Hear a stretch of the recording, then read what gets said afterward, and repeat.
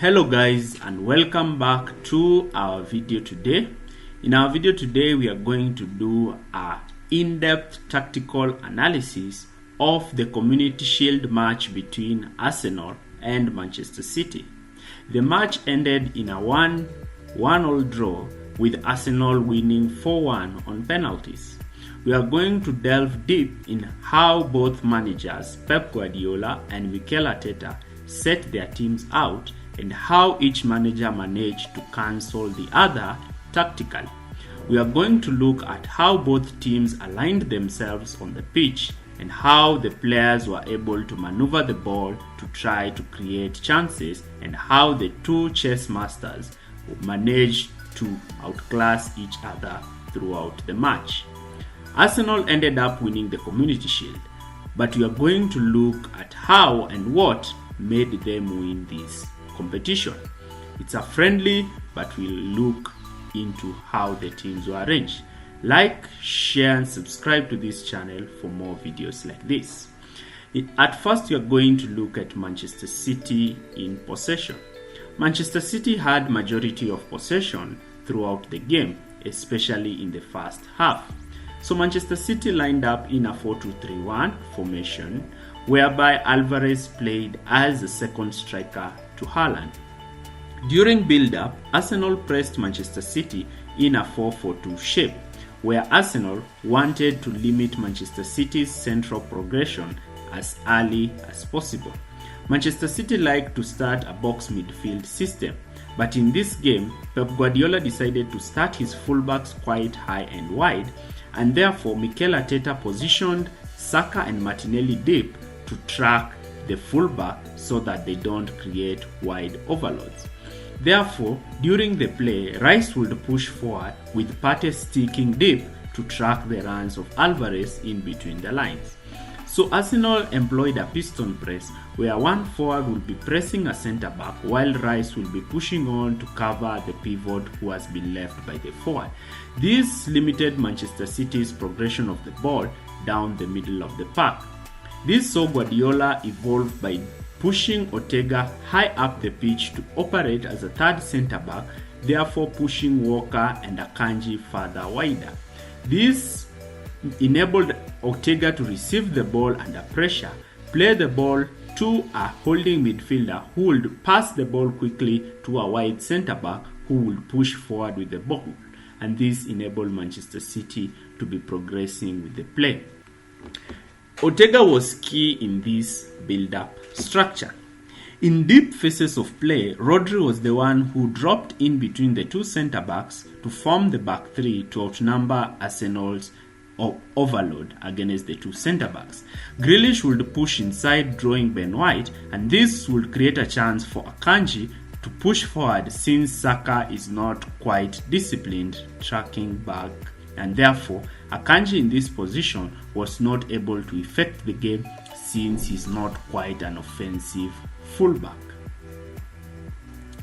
So Manchester City decided to adapt by sticking Akanji deep and Rice and Grealish pushing forward to hug the touchline, with Walker pushing forward to overlap Bernardo Silva.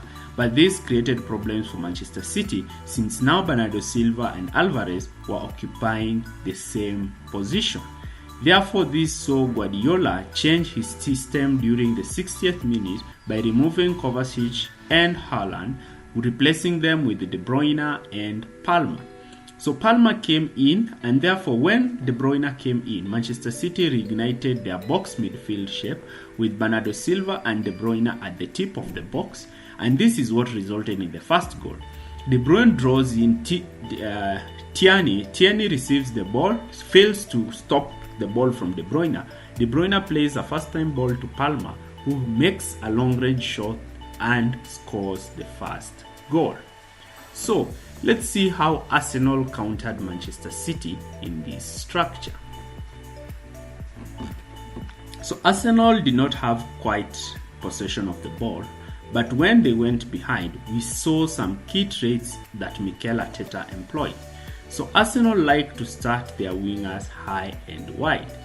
Odegaard pushed earlier on to occupy the right half space. Timber, on the other hand, started to push high and wide. This was aided by Ben White tucking in so that Arsenal can have a back three against the front two of Manchester City players pressing Arsenal's backline. Alternatively, Timber is also comfortable in staying deep, and therefore Manchester City tried to commit Grealish to press the three centre-backs. This is where problems started to emerge for Manchester City, especially down the right-hand side. The position of Odegaard and Thomas Partey created problems for Kovacic, while Ben White's high position enabled Saka to cut in and play in the right half space. This position of Odegaard enabled him to get marked, but Saka was able to receive the ball directly in between the lines and try to link up with Ben White, who was playing beyond him. Saka would also receive the ball high and wide and try to take on Manuel Akanji. In some cases, he was successful in doing that and bypass Akanji, while in some instances, Odegaard would thread a through ball for the runs of Saka, who would run at Manchester City's defense. This resulted in two chances in which both Kai Havertz hit the ball right onto the hands of the goalkeeper. This is where Arsenal looked quite threatening and dangerous. Not to forget that Arsenal also builded up from the back, from the left-hand flank, where Timber would either overlap with Rice dropping in to act as a left-sided centre-back. This would enable Rice to play passes through Timber and Martinelli, who would tuck in. But the position of Bernardo Silva and Walker needed to be exploited, and therefore Rice would push forward with Ben White tucking in to form the back three. And this triangle formed by Rice, Martinelli and Timber created sorts of issues for Manchester City, though Arsenal did not capitalize this left-hand overload throughout the game. Arsenal managed to beat Manchester City to win the Community Shield this season.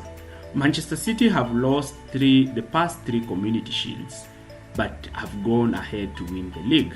Now, will Arsenal carry on this win and try to challenge Manchester City for the title this season? Will Arsenal try to keep up with the pace and take this winning momentum to win trophies this season? Leave your comments in the comment section area below. Also, tell us how Manchester City might improve from this performance. If you stayed with us till the end of this video, thanks for watching. See you next time.